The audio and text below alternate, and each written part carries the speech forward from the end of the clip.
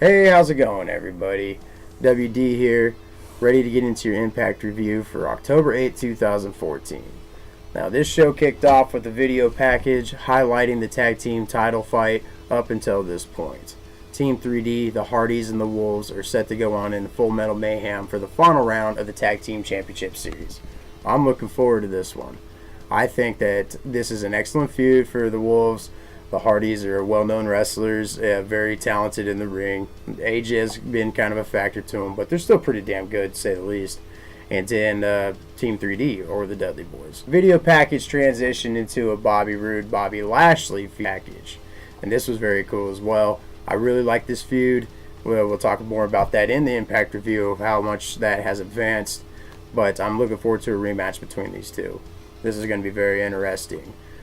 Up until this point, these are probably the two hottest storylines going on in TNA right now, with the exception of the Havoc knockouts, which is very cool.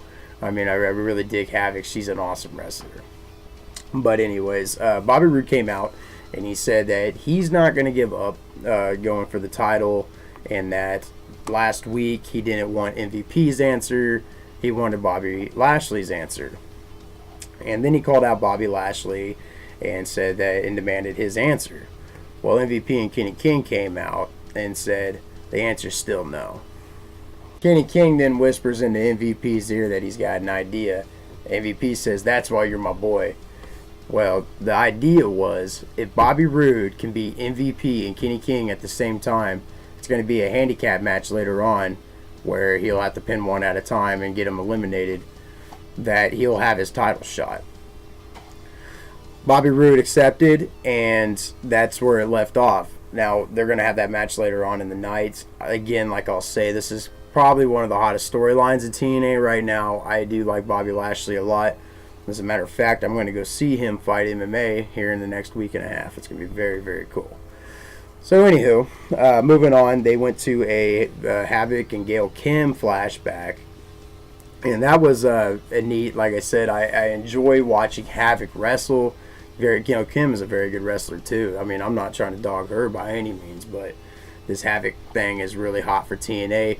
This is one thing they got over the WWE, is that they can push their female talent in the right way. So kudos to the TNA. Very, very cool stuff. Very, very, very, very, very awesome video package. The way they put it all together and make Havoc look like this ultra heel. You can still see this in the WWE, and this is why I enjoy TNA Impact Wrestling. So, next we had a number one contenders match for the Knockouts title. Now, this isn't the number one contenders match for this coming Sunday's Bound for Glory pay-per-view. This is for the number one contenders after that. So, the winner of this triple threat knockout title number one contenders match will be facing the winner of the Bound for Glory championship match between Havoc and Velvet Sky. So now the number one contenders match is going to be Angelina Love, Tyron Terrell, and Madison Rayne. This I was very disappointed in match quality wise. I do expect a lot out of TNA Knockouts, especially showing what they can do in the past. This match was a little blotchy, kind of crappy, but nonetheless, I do like watching these girls go.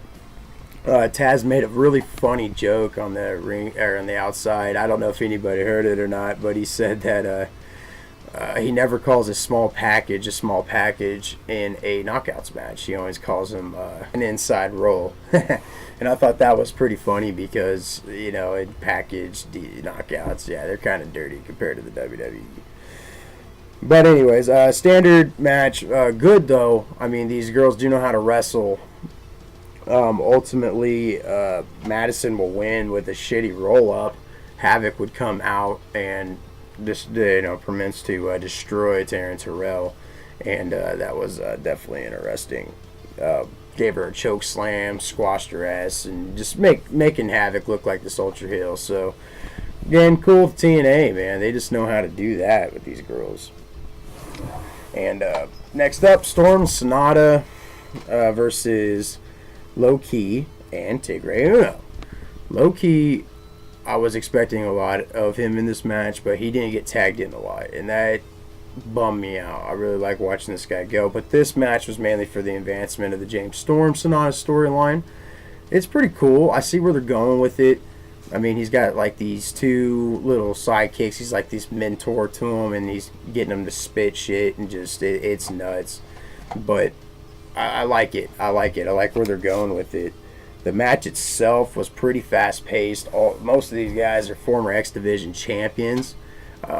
If you know anything about the X Division, it's like the cruiserweight division was back in WCW, or the light heavyweight in the WWF, as it was known at the time. So it was cool. It was cool. Lots of high flying moves. Low key did get tagged in, showed off some stuff. He had an interesting move where he had picked up his leg and like kicked it on the back of James Storm. He like literally picked up his leg with his hand, and that was a pretty wild move. Storm and Sonata would win this one. Again, like I said, this is for the advancement of that storyline. We'll see how it accumulates over at Bound for Glory, because Bound for Glory is in Japan, and I see how they were kind of working this angle in there. My favorite match of this night was Bram versus Samuel Shaw. Now, these two put on a show. They're in a no disqualification match, already came to the ring with weapons, ready to destroy each other. Now, most of it was pretty standard. I mean, it wasn't a lot of hard hits with weapons until Shaw started filling the ring with chairs. Then he did a sunset flip off the top rope with Bram right on top of those chairs, and that was sick. TNA just knows how to get that ECW fan feel back into things. But Bram would win with a turnbuckle wrench to the head on Samuel Shaw. I like seeing these hardcore matches. I wish they would do one in every single Impact taping. Very cool. Bobby Roode versus Kenny King and MVP. This was a good one too.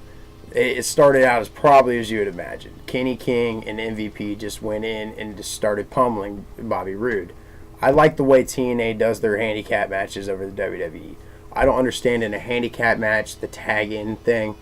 And TNA, they both were in the ring wrestling Roode at the same time. That is a handicap match.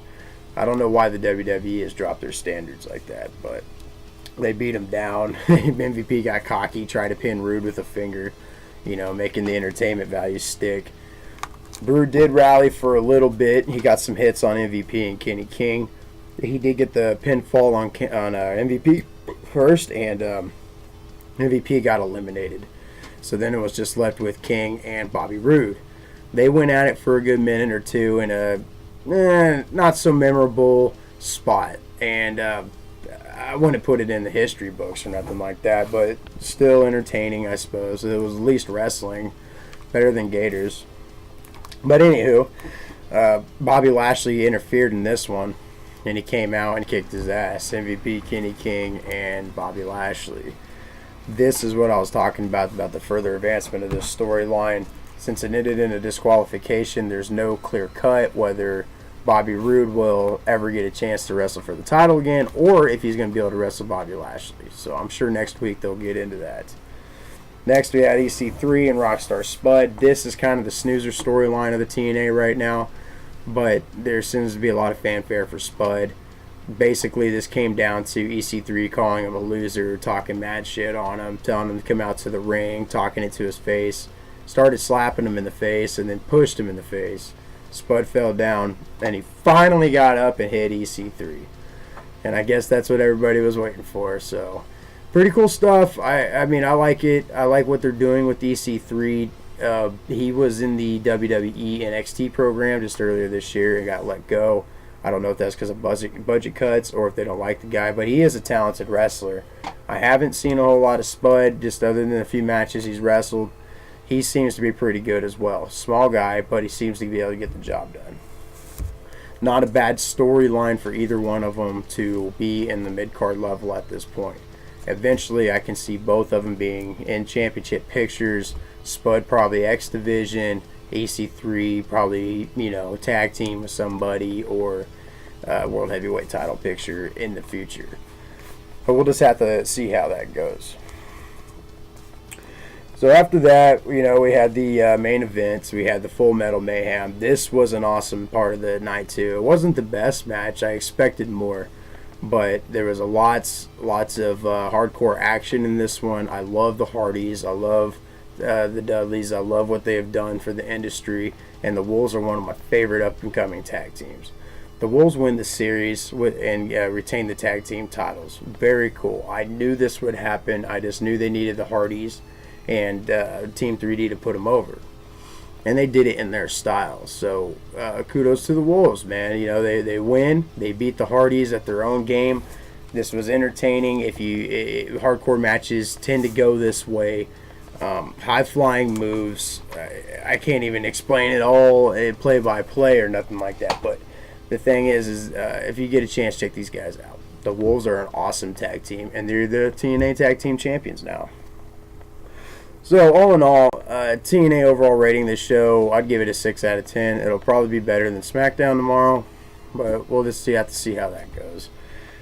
Again, 6 out of 10, not real high-flying star show. I expected more out of the Full Metal Mayhem match, and it wasn't delivered, but that's okay.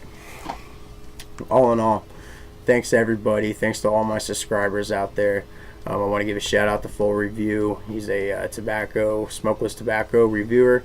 He does a full review, just like his name says. And also NFL Predictor 316 does very accurate, up-to-date NFL predictions. He spends a lot of time working and researching this stuff, so check him out, NFL Predictor 316. Thanks everybody. I'm WrestleDipper 316. Tune in tomorrow for SmackDown.